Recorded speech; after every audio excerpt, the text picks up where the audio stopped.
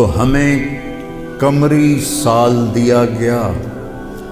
اس کی وجہ مجھے سمجھ آئی 2014 میں جب میں ناروے گیا، اور ناروے میں ہے اینڈ آف دا ورلڈ، شمال میں and of the world Norway میں ہے۔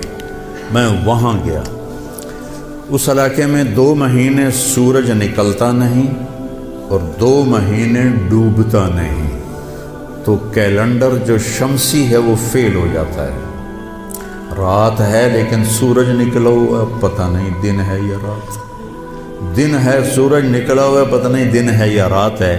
تو کئی علاقے ہیں ایسے اوپر شمال میں جہاں سورج کا کیلنڈر فیل ہو جاتا ہے۔ تو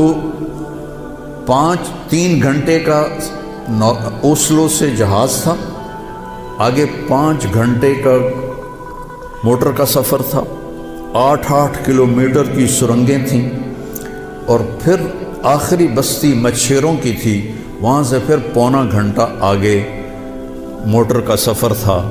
تو جب ہم وہاں پہنچے تو وہ جون جولائی سورج ڈوبتا نہیں، 1 اگست کو ڈوبنا شروع کرتا ہے، اور ہم 4 اگست کو پہنچے، اور شروع میں بس 1 تاریخ کو ایسے ڈوبتا ہے ایسے نکل آتا ہے، پھر 2 کو تھوڑا سا وقفہ کرتا ہے، 3 کو تھوڑا سا وقفہ کرتا ہے، 4 اگست کو 20 منٹ کی رات تھی، چونکہ میں 4 اگست کو کیوں مجھے یاد ہے، 4 اگست کو 20 منٹ کی رات تھی، اور ہم وہاں پہنچے تو ابھی ہم نے مغرب بھی پڑھنی تھی، عشاء بھی پڑھنی تھی، اور سورج نکلنے سے پہلے فجر بھی پڑھنی تھی۔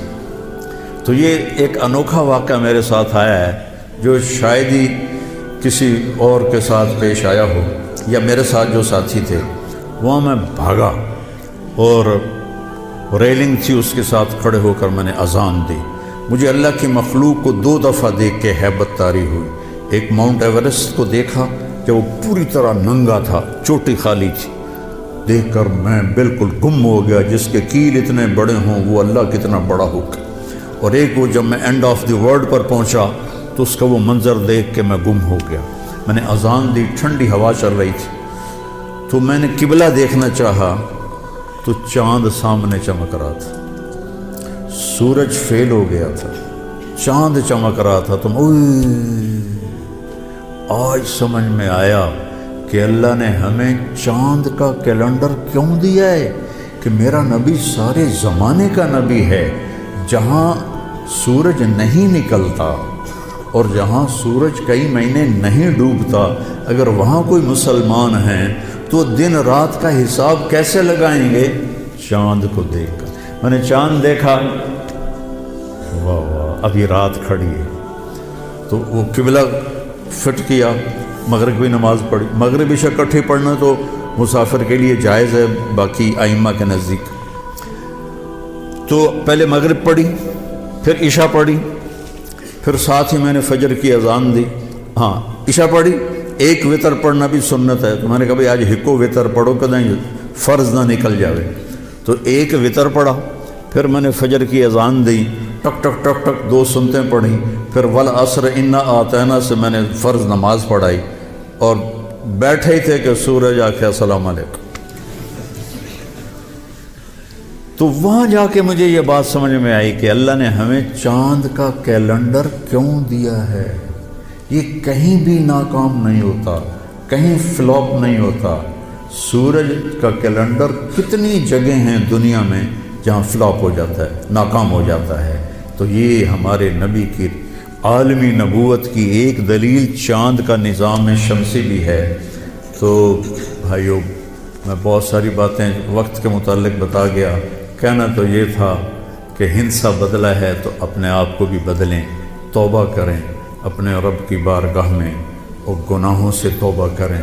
پتہ نہیں کب عاصم کی طرح کس کو موت اٹھا کے لے جائے، تو نہ جانے بلا لے پیا کس گھڑی، تو کیا کیا کرے گی کھڑی دن کے دن، نہ جانے بلا لے پیا کس گھڑی، پتہ نہیں کب موت کا ڈنکا بج جائے۔ تو بھائیو اس سے پہلے توبہ کرو، اپنے رب کی بارگاہ میں جھکو، فرائض ادا کرو، 5 نمازیں پوری پڑھو، جھوٹ نہ بولو، سچ بولو، دھوکہ نہ دو، دیانتداری سے چلو، بدکاری نہ کرو، نکاح کرو۔ یہ نشے نہ کرو، حلال پیو، حلال کھاؤ، حرام نہ کماؤ، حلال کماؤ، ماں باپ زندہ ہیں تو ان کے آگے اف بھی نہ کرو، بیوی بچوں سے حسن سلوک رکھو، روب جمانا نہیں۔ ماں باپ سے کہتا ہوں اولاد کی عزت کرو، اولاد کو عزت دو، انہیں ڈانٹ ڈپٹ سے نہ چلاؤ، پیار سے چلاؤ۔ اولاد سے کہتا ہوں ماں باپ کے آگے اف بھی نہ کرو کہ وہ تمہاری جنت ہیں، وہ تمہاری جنت کے دروازے ہیں، اور اپنی کمائیوں میں حلال رکھو۔ ایک دوسرے سے لڑے ہوئے ہو تو صلح کر لو، کہ اللہ پاک کو آپس کا لڑنا بالکل پسند نہیں ہے۔ اور اب یہ سیاست کا بازار گرم ہو رہا ہے، یہ نیری منافقت ہے، منافقت کے سوا کچھ نہیں ہے، اس سے دور ہی رہو تو اچھا ہے۔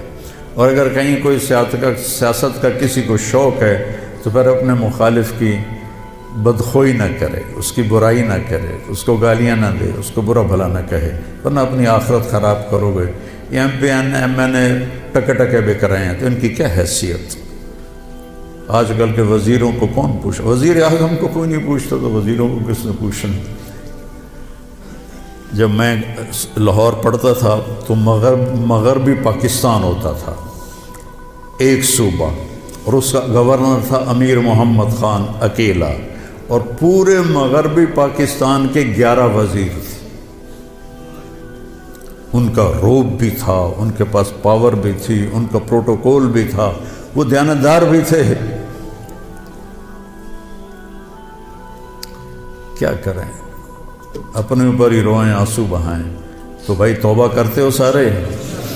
کہو میرے ساتھ، یا اللہ میری توبہ، پھر کہو یا اللہ میری توبہ، پھر کہو یا اللہ میری توبہ۔ انشاءاللہ ہماری توبہ قبول ہوگی، اور اگر کبھی ٹوٹ جائے پھر توبہ کر لینا، اللہ پھر معاف کر دے گا انشاءاللہ۔